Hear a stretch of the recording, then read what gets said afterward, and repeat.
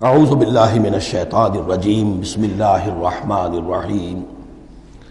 اب اس کے بعد کچھ وہی جو معاملات انسانی ہیں اس پر اب بحث، جیسا کہ میں نے کہا تھا کہ ایک لڑی ہے شریعت کی، معاملات کی۔ یہ تو بڑے بڑے پھول جو تھے آیت الآیات اور آیت البر۔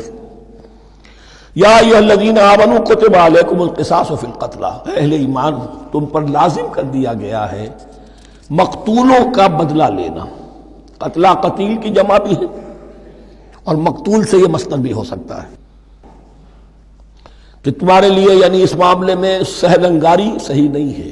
انسانی تمدن کی جڑ کٹتی ہے جب کسی معاشرے کے اندر انسان کا خون بہانا عام ہو جائے، تمدن کی جڑ کٹ جائے گی۔ تو قصاص تم پر واجب ہے۔ یا ایھا الذین آمنوا کتب علیکم القصاص فی القتلی الحر بالحر والعبد بالعبد والانثى بالانثى۔ ایک آزاد کی جگہ آزاد ہی قتل کیا جائے گا۔ آزاد نے قتل کیا ہے تو ظاہر بات ہے وہ آزاد ہی اس کی جگہ قتل ہوگا۔ یہ نہیں وہ کہے میرا غلام لے جاؤ، میرے دو غلام لے لو، نہیں۔ والعبد بالعبد، اور عبد کی جگہ عبد ہی ہوگا، جس نے قتل کیا وہی قتل کیا جائے گا۔ والانثى بالانثى، اور اگر قتل کرنے والی عورت ہے تو وہ عورت ہی قتل ہوگی۔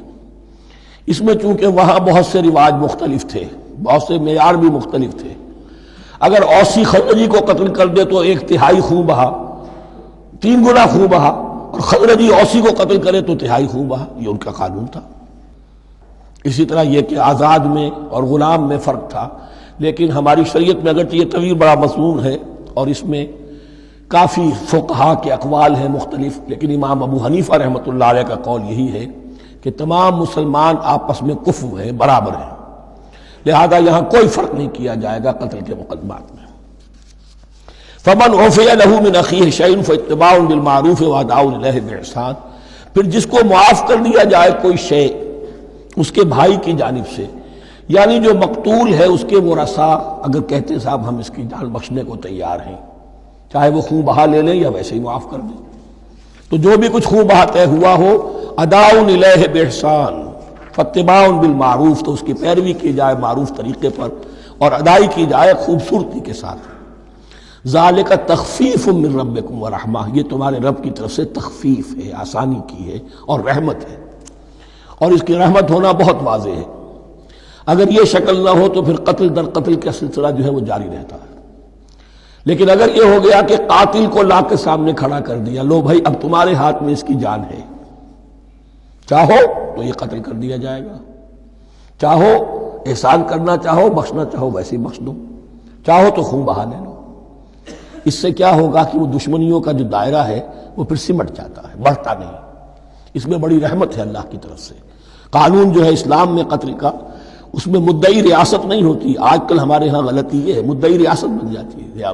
یہ مدعی ہوتا ہے یہاں پر جو بھی مقتول کے ورثاء ہیں، اور کسی کو صدر کو کیا صدر کے باپ کو بھی اختیار نہیں ہے کہ کسی قاتل کو معاف کر دے۔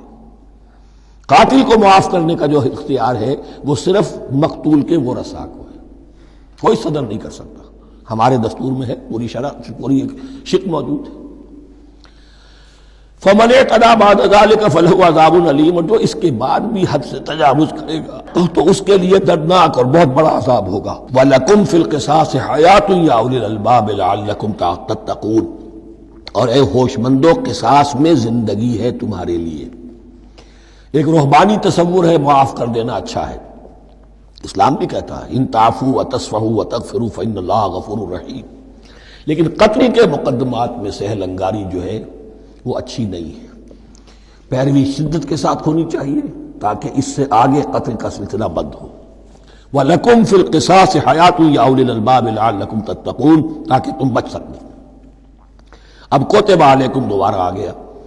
یہ کتبہ کے لفظ کو سمجھ لیجئے، جہاں بھی کوئی شے فرض کی جائے گی، لازم کی جائے گی، وہ کتبہ ہے۔ اسی لیے شریعت کے لیے قرآن مجید میں جو لفظ ہے الکتاب، الکتاب اس معنی میں کہ اس میں شریعت خداوندی پوری کی پوری موجود ہے۔ کتبہ کتب علیکم اذا حضر احدکم الموت ان ترک خیرا الوصیۃ للوالدین والاقربین بالمعروف، تم پر واجب کر دیا گیا، فرض کر دیا گیا، جب تم میں سے کسی کی موت کا وقت آ جائے، اگر وہ کوئی خیر مال چھوڑ رہا ہو، دولت چھوڑ رہا ہو، تو اس کے لیے فرض کر دیا گیا وصیت کرنا اپنے والدین کے حق میں اور رشتہ داروں کے حق میں انصاف کے ساتھ۔ ابھی چونکہ قانون وراثت نازل نہیں ہوا تھا، یہ ابتدائی قدم اٹھایا گیا۔ وہاں ہوتا یہ تھا جو آج بھی ہندوؤں میں ہوتا ہے، جو مر گیا اس کی ساری جائیداد کا مالک جو ہے بڑا بیٹا، چھوٹے بیٹے بھی نہیں، نہ بیٹیاں نہ بیوی، کچھ نہیں، تو سارا کا سارا مال جو ہڑپ کر جاتے تھے، کسی کو کچھ نہیں۔ یہاں یہ کہ اب پہلا ابتدائی حکم دیا گیا، لیکن یہ آیت منسوخ ہو جائے گی سورہ نساء میں جب پورا قانون وراثت آ گیا، تو اب یہ آیت منسوخ شمار ہوتی ہے۔ ناسخ وہ قانون وراثت ہے جو سورہ نساء کے دوسرے رکوع میں آئے گا۔ البتہ اس کے ایک حصے کو حضور نے باقی رکھا ہے، وہ گویا کہ سنت نے اس کے ایک جز کو برقرار رکھا ہے، اور وہ جز یہ ہے کہ مرنے والا 1/3 اپنے مال کے لیے وصیت کر سکتا ہے کسی کے لیے، 1/3 سے زیادہ نہیں، اور وارث کے لیے وصیت نہیں ہوگی، جس کی وراثت میں حق مقرر ہو چکا ہے اس کے لیے وصیت نہیں ہوگی، وہ غیر وارث کے لیے وصیت ہوگی، کسی دینی ادارے کو دینا چاہے، کسی اور کو دینا چاہے، یتیم کو، بیوہ کو، یتیم خانے کو، ٹھیک ہے، 1/3، 2/3 میں قانون وراثت کی تنفیذ ہوگی لازماً۔ تو اس آیت کا صرف اتنا حصہ باقی رکھا ہے حضور نے صلی اللہ علیہ وسلم۔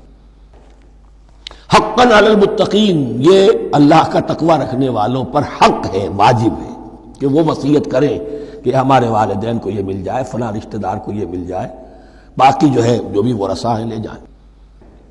فمن بدلہ بعد ما سمعہ، تو جس نے بدل دیا اس وصیت کو اس کے بعد کہ اسے سنا تھا، فإنما اسمہ علی الذین یبدلونہ، تو اس کا بوجھ، اس کا گناہ انہی پر آئے گا جو تبدیل کرتے ہیں۔